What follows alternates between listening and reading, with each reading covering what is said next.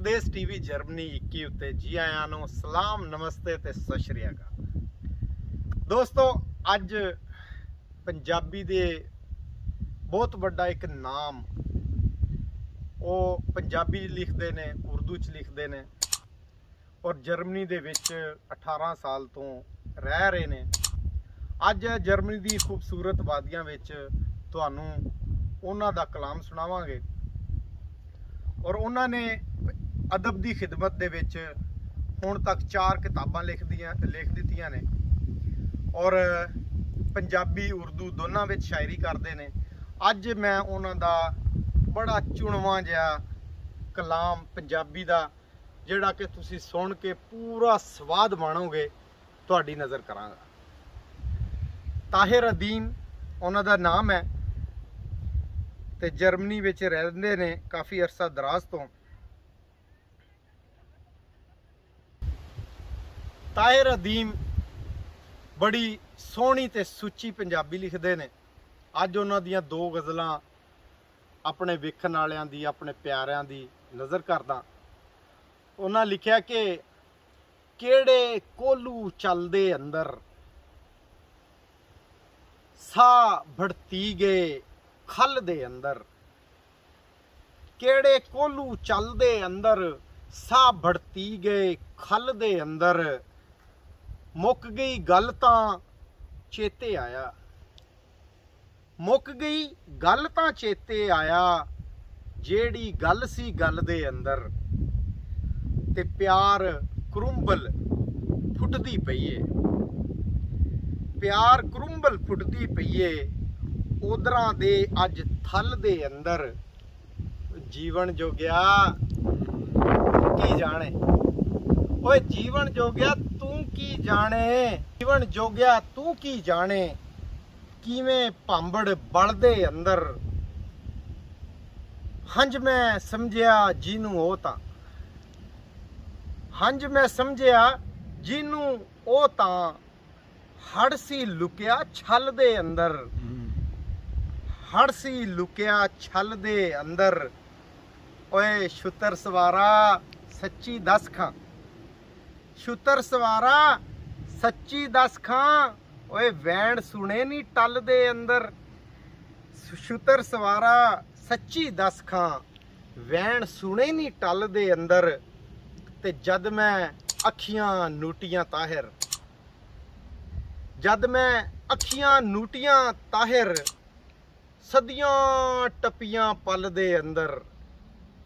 केड़े कोलू चलदे अंदर साह भड़ती गए खल दे अंदर।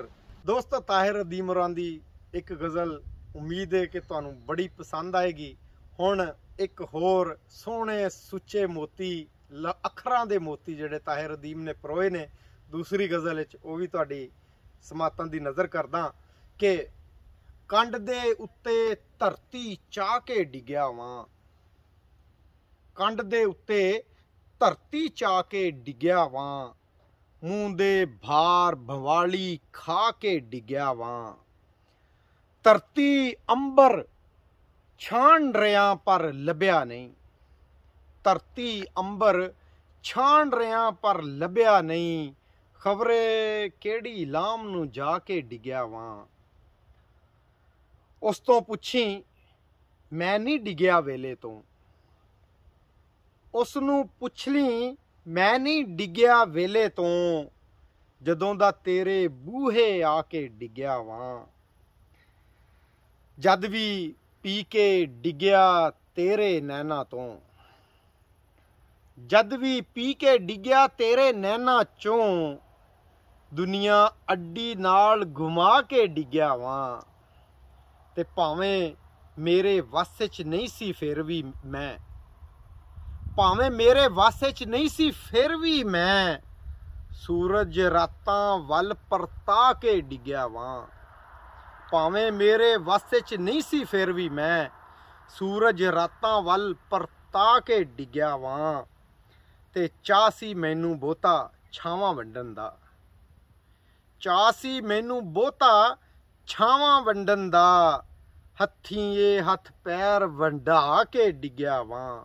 हत्थीं ये ਹੱਥ ਪੈਰ ਵਢਾ ਕੇ ਡਿੱਗਿਆ ਵਾਂ। ਤੇ ਬਹੁਤ ਹੀ ਸੋਹਣਾ ਇੱਕ ਸ਼ੇਰ ਜਿਹੜਾ ਕਿ ਮੈਨੂੰ ਬਹੁਤ ਪਸੰਦ ਹੈ। ਇਹ ਨਾ ਸਮਝੀ ਮੈਂ ਸੰਗੀਤ ਦਾ ਜਾਣੂ ਨਹੀਂ, ਇਹ ਨਾ ਸਮਝੀ ਮੈਂ ਸੰਗੀਤ ਦਾ ਜਾਣੂ ਨਹੀਂ, ਸਤਵੇਂ ਸੁਰ ਵਿੱਚ ਭੁੱਖ ਨੂੰ ਗਾ ਕੇ ਡਿੱਗਿਆ ਵਾਂ। ਇਹ ਨਾ ਸਮਝੀ ਮੈਂ ਸੰਗੀਤ ਦਾ ਜਾਣੂ ਨਹੀਂ, ਸਤਵੇਂ ਸੁਰ ਵਿੱਚ ਭੁੱਖ ਨੂੰ ਢਾ ਕੇ ਡਿੱਗਿਆ ਵਾਂ, ਭੁੱਖ ਨੂੰ ਗਾ ਕੇ ਡਿੱਗਿਆ ਵਾਂ। ਲਹੂ ਦਾ ਛੱਪੜ ਸਾੜ ਕੇ ਤੇਰੀਆਂ ਲੇਖਾਂ ਦੀ, ਅਸਮਾਨਾਂ ਤੇ ਵੱਲ ਚੜ੍ਹਾ ਕੇ ਡਿੱਗਿਆ ਵਾਂ। ਹੋਰ ਮੈਂ ਭਾਵੇਂ ਕੁਝ ਨਹੀਂ ਕੀਤਾ ਤਾਹਿਰ ਜੀ, ਹੋਰ ਮੈਂ ਭਾਵੇਂ ਕੁਝ ਨਹੀਂ ਕੀਤਾ ਤਾਹਿਰ ਜੀ, ਤੈਨੂੰ ਤੇ ਮੈਂ ਯਾਰ ਉਠਾ ਕੇ ਡਿੱਗਿਆ ਵਾਂ। ਐ ਜੀ ਦੋ ਗਜ਼ਲਾਂ ਤੁਹਾਡੀਆਂ ਸਮਾਤਾਂ ਦੀ ਨਜ਼ਰ ਤਾਹਿਰ ਅਦੀਮ ਦੀਆਂ, ਤੇ ਉਮੀਦ ਹੈ ਤੁਸੀਂ ਪਸੰਦ ਕਰੋਗੇ। ਤੇ ਕਮੈਂਟ 'ਚ ਔਰ ਆਪਣੇ ਖਿਆਲਾਤ ਆਪਣੇ ਵਿਚਾਰ ਮੇਰੇ ਨਾਲ ਸਾਂਝੇ ਕਰੋ।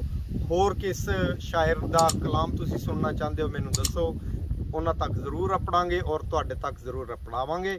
ਆਪਣਾ ਤੇ ਆਪਣੇ ਸਾਰਿਆਂ ਦਾ ਖਿਆਲ ਰੱਖਣਾ। ਰੱਬ ਰੱਖਾ।